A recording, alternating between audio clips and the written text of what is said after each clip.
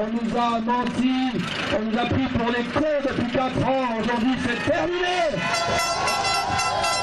Albany, symbole de la mobilisation contre les licenciements en Alsace. Ce matin, ils étaient près de 200 à s'être réunis à Sélestat, devant le siège de l'entreprise textile. Fin novembre, Albany avait annoncé la suppression de 126 postes à Sélestat.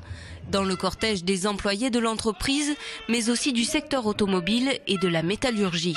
Et effectivement, d'autres entreprises de la métallurgie sont touchées par les pertes d'emplois.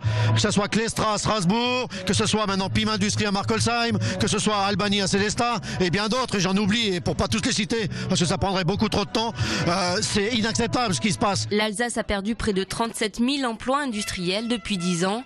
Premier touché, le secteur automobile et textile, mais pas seulement. Dans le cortège, des employés de la société alsacienne d'aluminium. Je suis rentré dans cette entreprise il y a une quinzaine d'années.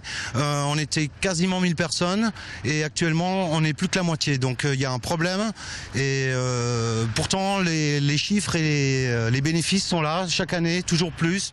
Parmi les revendications, l'interdiction de licencier pour les entreprises réalisant des bénéfices.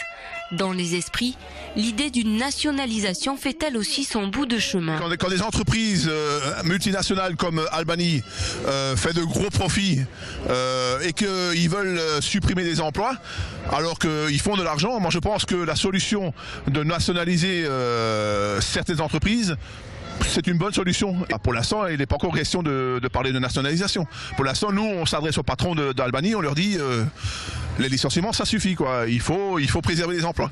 Les manifestants ont défilé pendant 2 heures à Sélestat, perturbant la circulation.